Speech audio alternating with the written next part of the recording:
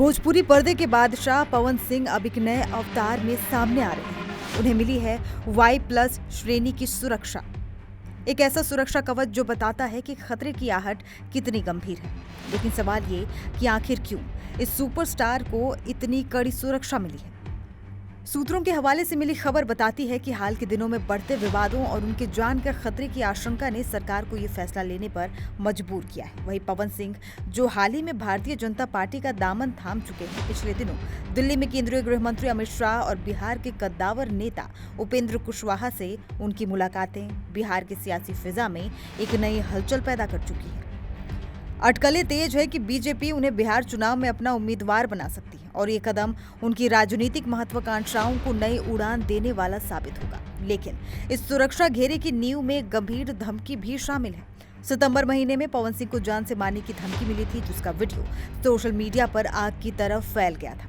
बाबा खान के गुंडों ने खुलेआम चुनौती दी थी कि दम है तो बाबा खान के सामने आकर कुछ बोल कर दिखाओ। इसी गंभीर खतरे को देखते हुए प्रशासन ने बिना देर किए उन्हें Y+ सुरक्षा मुहैया कराई है। ये सुरक्षा जो 11 सुरक्षा कर्मियों का एक मजबूत घेरा होती है, जिसमें 2 से 4 कमांडो, पुलिसकर्मी और 2 निजी सुरक्षा अधिकारी शामिल होते हैं। ये सुरक्षा उन हस्तियों को मिलती है जिनकी जान को सबसे ज्यादा खतरा होता है। ये Y+ सुरक्षा Y श्रेणी से ऊपर और Z श्रेणी से नीचे मानी जाती है, जिसमें CRPF और CISF के कमांडो भी शामिल होते हैं। ये स्पष्ट संकेत है कि पवन सिंह अब केवल भोजपुरी सिनेमा का स्टार नहीं रहे, बल्कि बिहार की राजनीति के एक अहम मोहरे बनने जा रहे हैं। अब जानिए बिहार चुनाव में पवन सिंह का कितना है दम।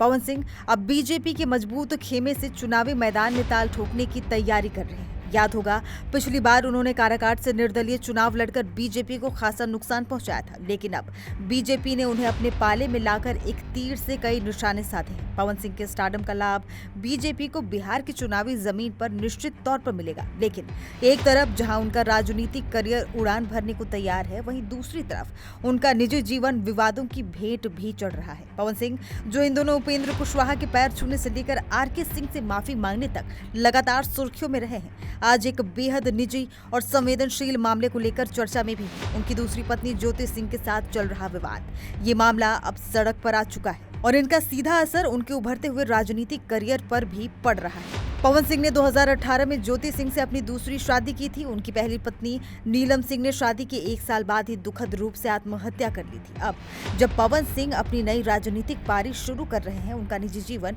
इस तरह सार्वजनिक हो रहा है। सोशल मीडिया पर लोग तंज कस रहे हैं कि देख रहा है ना विनोद, बीजेपी में कैसे कैसे लोग नेता बनने चले आए हैं। फिलहाल सबकी निगाहें कोर्ट के फैसले पर टिकी हैं। क्या ये विवाद थमेगा या ज्योति सिंह पर नए केस लादने की कोशिशें होंगी, ये देखने वाली बात होगी। पवन सिंह के राजनीतिक भविष्य के साथ साथ उनके निजी जीवन का ये तूफान अब किस मोड़ पर जाकर शांत होगा, ये समय ही बताएगा।